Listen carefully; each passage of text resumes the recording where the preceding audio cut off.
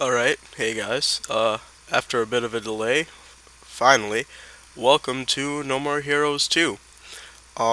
This is probably one of my favorite action games, that's not like Kingdom Hearts or anything, although that's more of an action RPG.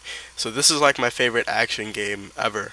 I really like the story, the music, the cutscenes, and the gameplay's pretty good too. So, I mean, why wouldn't I record it?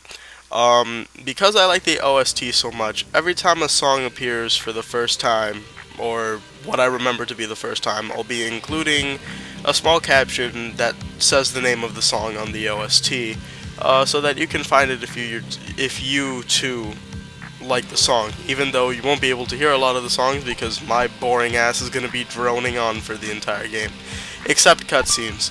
But this game allows you to do a new game plus, so I decided that I would be doing that. I already had a new game plus bitter file, but that was while I was away at college. I was just playing it one day because I was bored. I got up to rank 9, and then I was like, maybe I should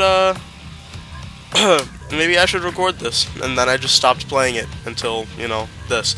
I didn't practice all of the bosses, so I'm going to warn you now. If you're coming into this playthrough thinking that you're going to see somebody who's really skilled at the game and really knowledgeable, you are completely wrong. I suck balls at this game.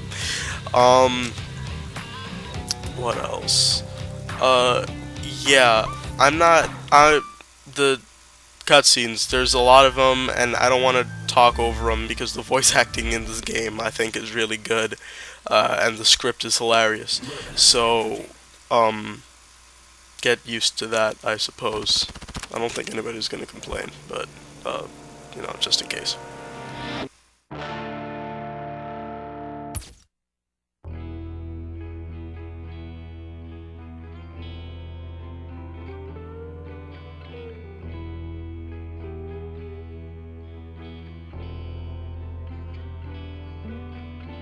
Once a god-forsaken city where the bodies of angels littered the streets, much has changed in Santa Destroy. Giant corporations, rampant city development, the assassin's underworld has become a commodity, a chance for profit and entertainment for the masses. But shadows from the wilder days still linger. Travis, a man who slashed his way to the top, then walked away, has become an urban legend many even doubt was real. Here, the strong devour the weak kneel before the strong, and those who wield true power watch and count their gold. And in this mass-produced savagery, one truth is constant. With each shattered life, the same vow is uttered: I will have revenge. And no assassin can ever walk away from that. He must draw his beam and stand against the madness. This is Travis Touchdown's desperate struggle. Hold it, you violence-loving bastard! Before you start your desperate struggling, you should drop a nice save.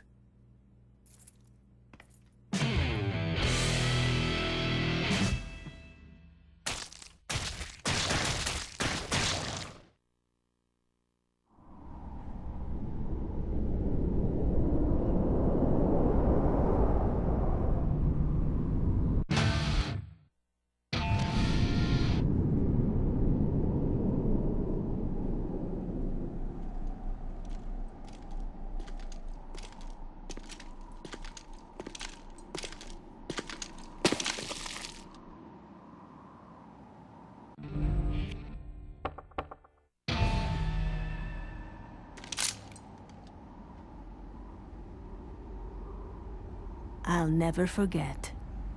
That night, for the first time in 120 years, snow fell on Santa Destroy. It was a sign. Another change, both beautiful and deadly, was coming.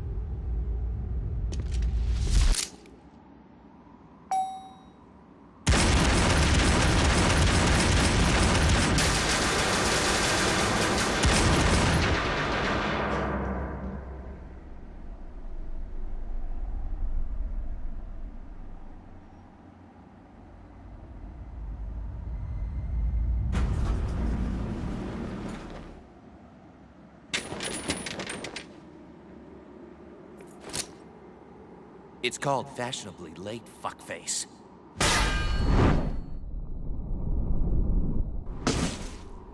Travis, touchdown. This place bring back any memories? It's only where my last killing spree started. All those screwed up ranking fights. Now why would I remember that? It'll be your blood this time, when I avenge my brother! Draw! Brother? Who? Don't you remember the man you fought here? No. Can't say I do. Guess he didn't make an impression. Must have been crazy weak. You insensitive prick! You killed him and you don't even remember!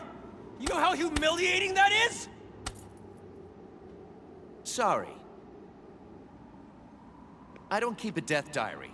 And in case you're wondering, I'm even stronger now. You will lose! You've got no chance of winning this! You're something else. I haven't been so worked up in ages. When you see your bro in hell, tell him he's still a douche! So, of course, that is our main character, Travis. He's quite an interesting individual. So, hopefully that cutscene showed you part of the reason why I love this game's script so much. It's fucking hilarious. Alright, I'm sorry. Anyway, this is the first boss battle. I remember when I first played this game, I thought this was outstandingly hard. I was coming right off the first game, and I just got embarrassed on stream. The reason I'm not doing the first game is for a couple of reasons. First off, I feel like it would be redundant to do the Wii version since the superior PS3 version is out. However, I don't have the PS3 version. I also, even if I did have the PlayStation 3 version, I don't have the PlayStation Move, so it really wouldn't be the same experience. See, I feel like playing No More Heroes with like an actual controller kind of eliminates the point, because I know when No More Heroes came out, it was like, this game's awesome and it uses the Wiimote. In addition, I find No More Heroes 1 to be a bit more clunky, and I don't find the plotline to be as good. This game, I'm not saying it has the deepest plot ever, but it's like pretty interesting, and No More Heroes 1, I really didn't feel interested in the plot at all, because there really is none. It's just kill all of these people just for the hell of it, and then you get to the top, and then the game ends on like a slight cliffhanger that's resolved in this game. So, I mean, that's why, pretty much. You won't get away with this!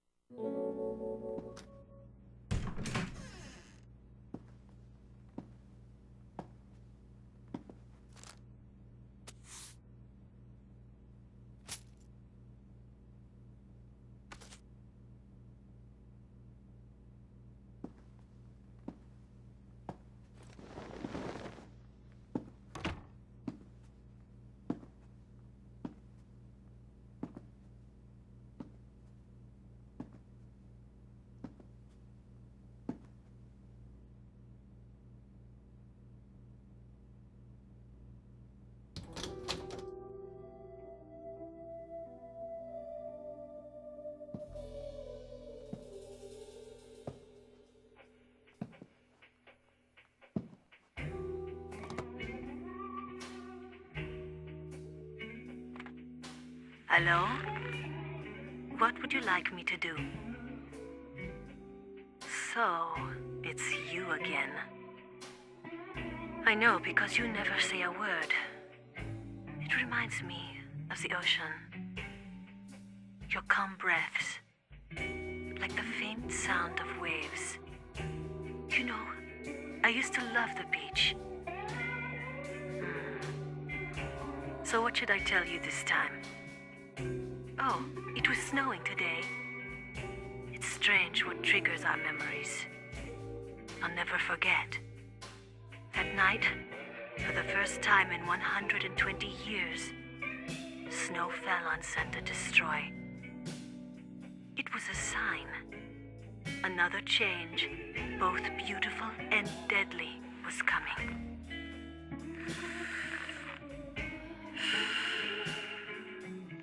Blanketed in white, the city never looked so beautiful. But anything so pristine must be cursed. White turned to red, and he lost his mind.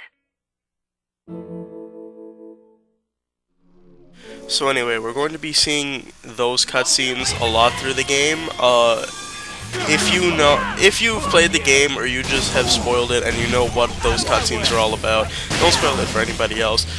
They play throughout the entire game, and generally it's just talking about like the backstory of the game and like the bosses and whatever. It's like interesting. It's not that hard to guess who the woman is, but still don't spoil it for anybody. It gets revealed in the ending anyway. And I believe this playthrough is going to be 10 parts. I just recorded 8 yesterday. So yeah. So basically, this boss, for a first boss, again, I find him surprisingly difficult, but basically what I do is roll towards him to bait him into attacking, and that's when he's vulnerable, because if you try to attack him at any old time, he's probably going to counter. Also, he counters when he gets up. But when he's firing his gun, just kind of stay away from him. When he does like that down slash, or like shooting at you and then slashing horizontally, that's typically the best time to attack. Also, this game has wrestling moves. They do decent amounts of damage, and you know, it's usually in your best interest to pull one off on a boss because they're cool to look at and whatever. Anyway, one of my favorite parts of this game, the killing cutscenes.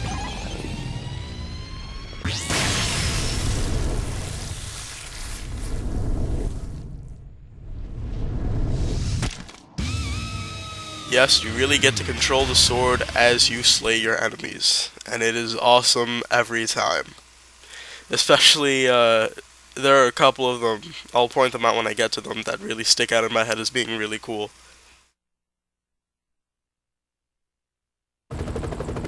Oh, que magnifique!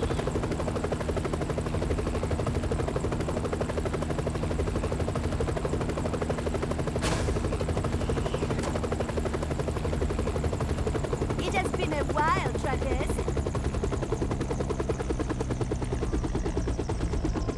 So, you finally resumed work as an assassin, and still a hygiene-impaired slob, I see.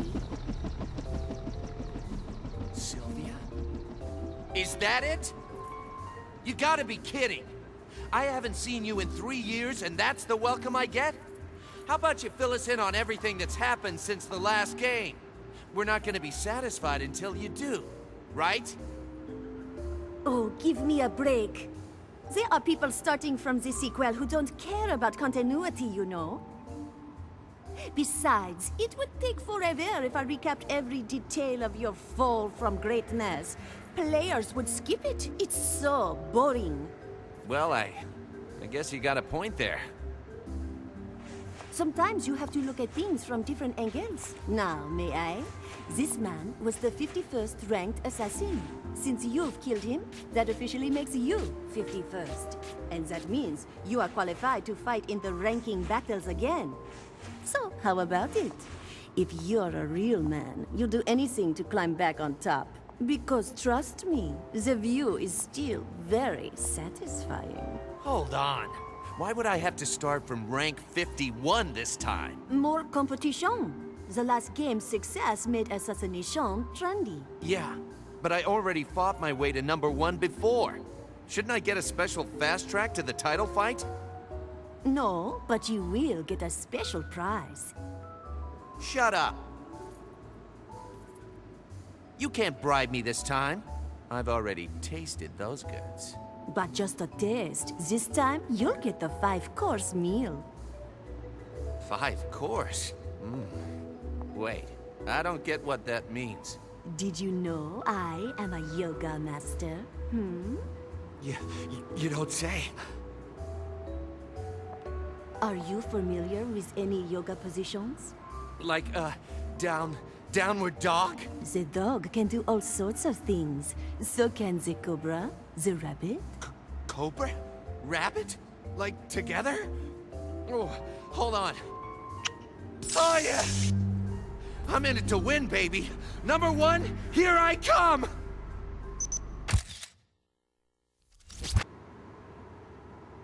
Hey! We're not done yet. I've got a message for you. Oh my, he's still alive. Pain in my ass. Why aren't you dead yet? Such blind arrogance, like the Naked Emperor. Seriously? I cut off your head? Travis! You are the loser. This fight was only part of our plan. Our plan? I said I'd avenge you killing my brother, didn't I? Well, who's been a brother to you? What? Travis. Don't think you can kill without suffering consequences. To kill someone is not simply to end their life. One must risk their entire being in order to destroy another's.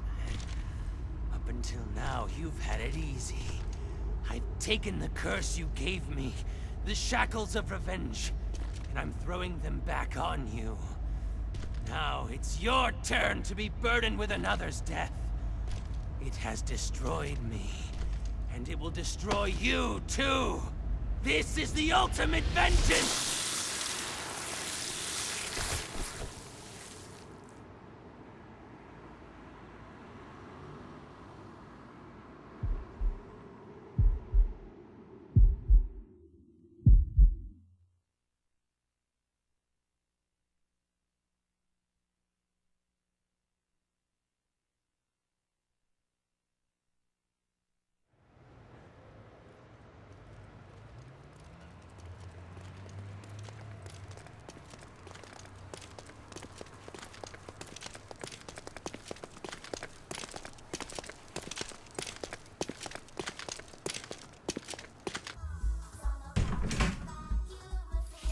Irashamase. I was just, doing inventory. Help you find something?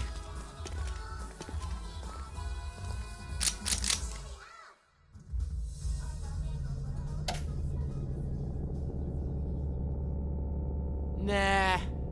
We're just here to collect. Travis.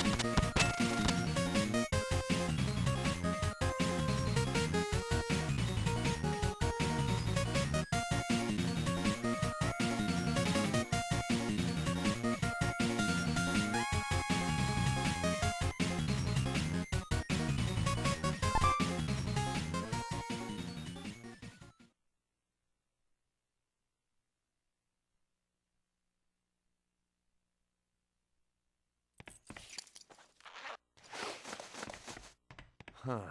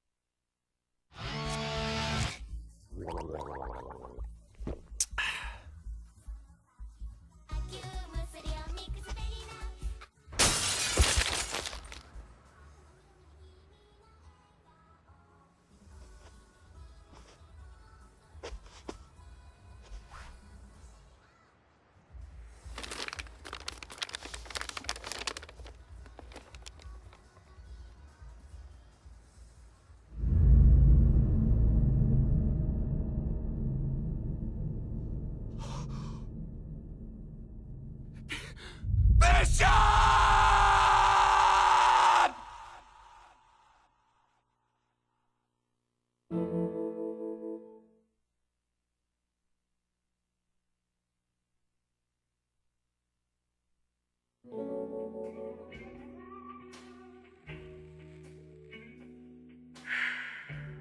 heavenly dust returned to its maker, leaving in its place a blanket of sadness that covered Santa Destroy. Then the sun returned, and with it, deafening gunfire and clanking swords. The battles had resumed. Demons disguised as men, running wild in an orgy of ultra-violence, as if to purge their souls of the hatred that blighted them.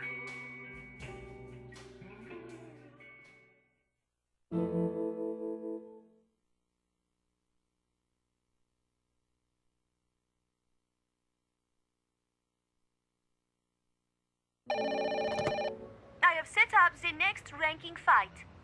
Where are you? I don't care who the fuck it is. Just give me someone to fight. You sound passionate. What's gotten into you?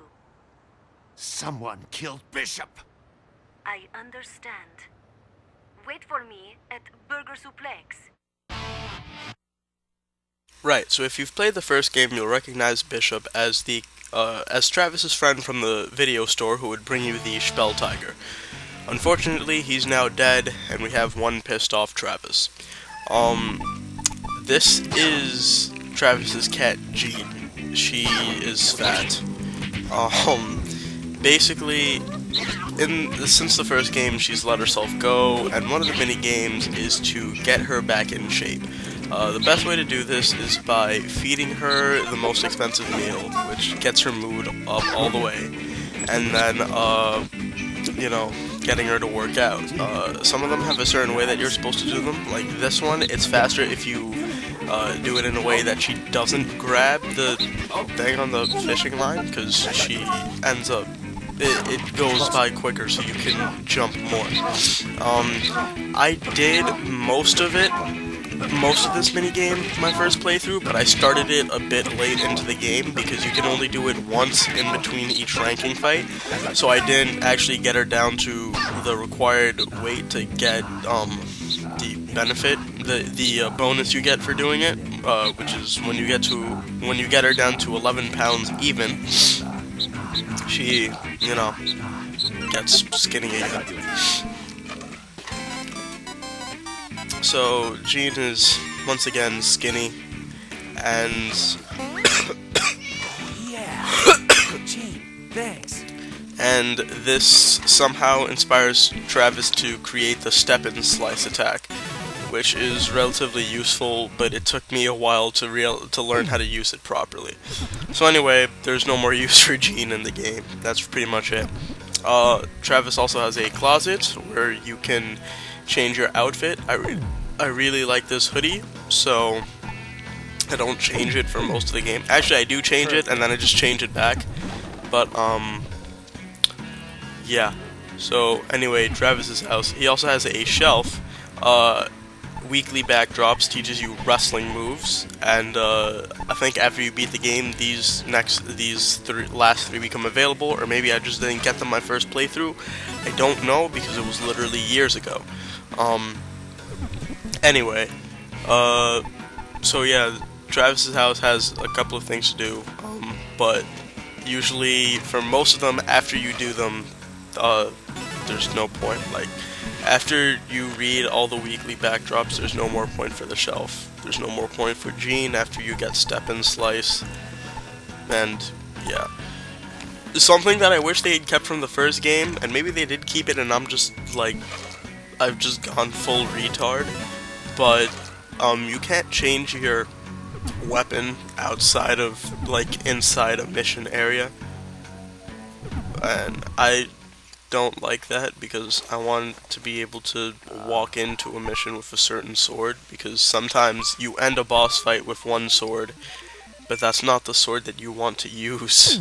Like, if you end up having to finish a fight with Bloodberry because you don't have time to recharge your swords, you don't want to start a mission with Bloodberry because it has the worst battery life of any of the swords in the game. By the way, the huge red sword I was using against the first boss is Peony, the strongest sword in the game.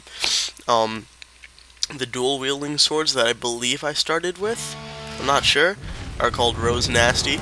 They're very cool. Yeah, there's a couple of locations on the world map for you to go to, side jobs that I don't have to do because I don't need money anymore. The only thing you have to buy in this game is the Camellia Mark III, the katana, beam katana, the strongest sword in No More Heroes 1, and Peony. But, you know, obviously don't need that shit anymore because I have all the swords. Yeah.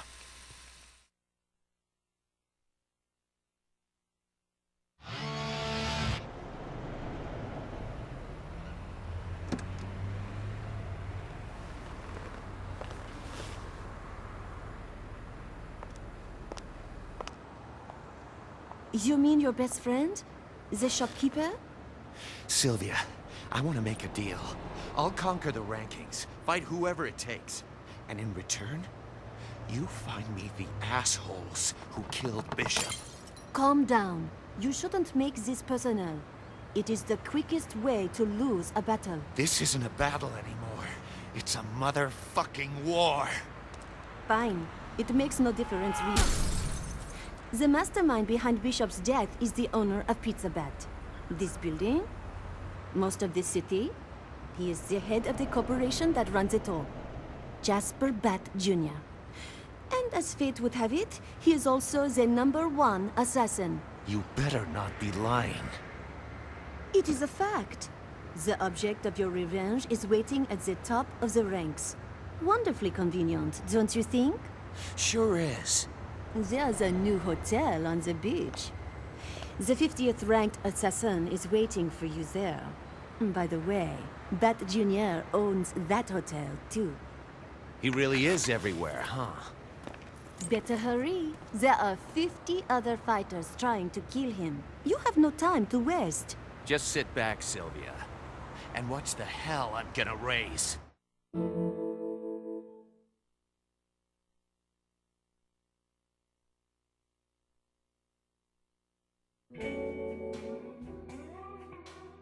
He was the leader of a religious cult. Taking advantage of people's sorrows, he used his music to lure followers. He spoke of a grand faith, but his words were hollow. It was all to satisfy his own goal. He'd only found success because of strong financial support from the new mafia, who used his pulpit to gain support for their own agenda. Many believed he was just a tool of an up-and-coming gangster. But the real goal that drove him? That's a secret.